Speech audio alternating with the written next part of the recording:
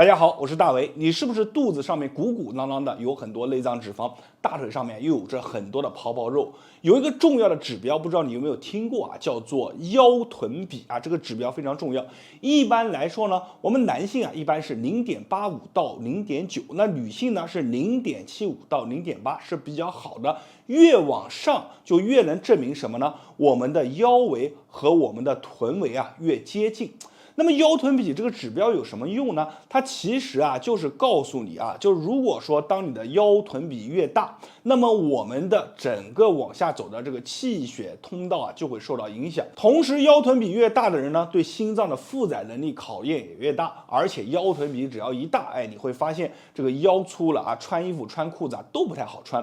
那么今天呢，我来教你一个动作，每天在家练上5到10分钟，就可以得到一个非常好的腰臀比，让你的肚子啊也往下瘦了，臀腿部呢也能变得更加的挺。好了，这个动作呢，我建议大家先收藏下来，同时感觉有用的，评论区下方打上有用2个字。我们现在来讲动作，这个动作非常有趣，咱们叫做原地投篮，给大家演示一下。你看，来，1、2、3、4啊，来讲一下动作细节啊。你别看这个动作简单，你做起来如果细节抓不牢，那你这个动作做起来，其实效果呢肯定是会有一些折扣。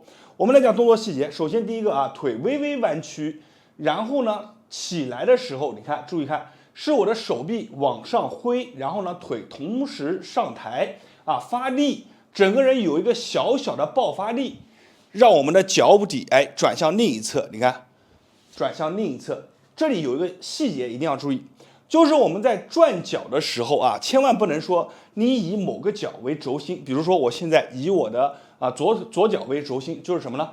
就这样做，这样做就很轻松，对不对？但是我们做的时候要什么？微微的起跳啊，就是说你有一个原地的跳跃加一个转身的过程啊，是不是看起来像什么呢？像这个呢，就是以我脚为一个轴心去转。这个我们转动啊，就带动腰部活动就小了。我们一定要你看起来，转过来，转过来，这样的话呢，锻炼的这个难度就加了一些。然后我们需要把我们的手，你看起来的时候贴在我们的头，2、3、4啊，起来的时候把我们的手打开，5、6、7，配合呼吸，8、9、10啊，做的时候把我们的小腹收紧。这个动作啊，它其实细节还是比较多的。咱们在做的时候啊，一定要把这些细节啊给它抓紧。我建议大家呢，一般来说我们做上一个30下啊，就这样，2、3、4、5、6啊，做上30下为主。这个时候感觉自己的心跳速率一般在我做完以后给大家讲话，就是说我不是很喘。这个时候的心跳速率啊是最好的。好了，今天的动作啊就分享到这里了。我是大为，如果你没有关注的，记得关注我一波；没有点赞的，记得给视频点一波赞。在别人那里呢可能是不传之秘，在我这里都会毫无保留的分享给大家。我是大为，谢谢大家。